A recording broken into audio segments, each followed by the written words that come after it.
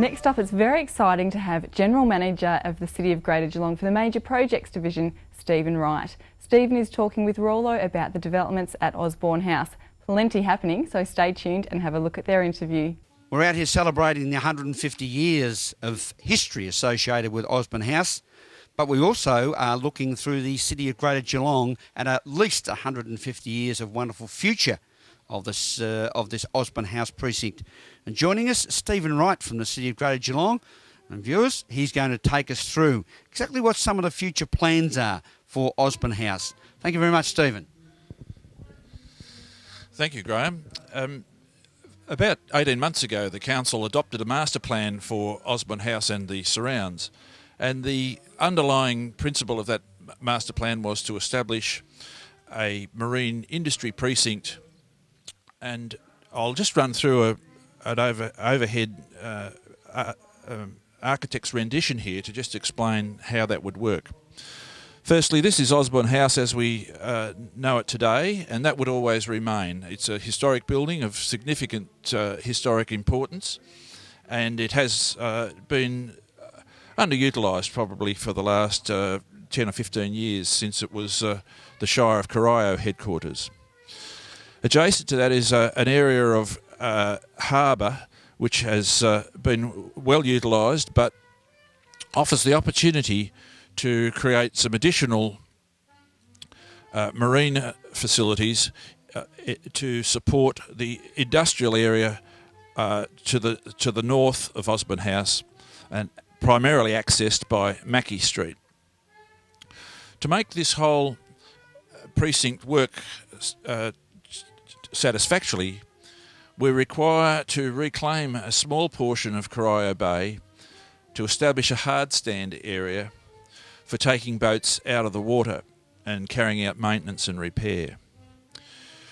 This part of the industry cluster is probably the key, and that will provide for a dry stack for 300 boats. It'll provide workshop facilities to enable boats to be repaired, maintained, and further back in the industrial land to the west, it is possible that manufacturing can occur as well.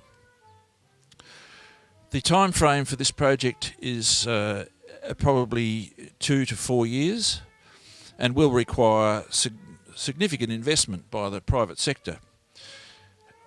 Council has been working for the last 18 months with a range of state government and other agencies to try and put in place all the safeguards and conditions to enable, firstly, this area to be reclaimed, and secondly, that the land use planning zonings for this area are such that the private sector can invest in the project.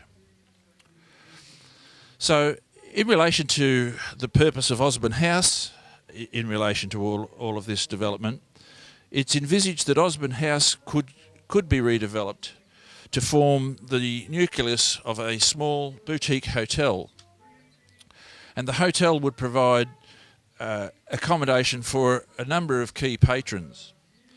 Firstly, boat owners who may reside in Melbourne or elsewhere in Port Phillip Bay could come by boat to have their boat repaired or maintained, and that process may take 2 or 3 days. And whilst that's occurring, those boat owners could stay overnight or for 2 or 3 nights in a hotel at Osborne House. Secondly, with a fairly major industrial rejuvenation of this area here, we believe that there will be a great deal of interest from the business community, and that the business community in turn will encourage hotel visitations as people are coming to stay overnight and do business. The third group of patrons which we think will just love Osborne House is those that are just looking for a quiet, relaxing weekend away in a close hotel, close to Melbourne that is, with magnificent views over Corio Bay. And I think for those who are here at the 150th celebrations today, will appreciate the magnificent views that Osborne House provides. So we think that a A small hotel here will enhance Osborne House and ensure that the marvellous history that it's already enjoyed is maintained for the next 150 years.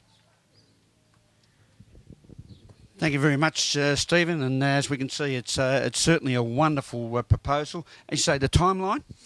We anticipate being able to call for expressions of interest from the private sector in late 2010, and that construction would start thereafter. And as I said, it's probably going to take 2 to 4 years to complete the construction of this project.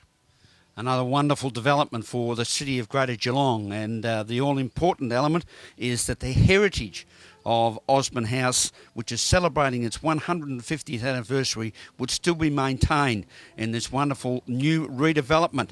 A master plan that we hope gets underway in the not too distant future for our great city of Geelong.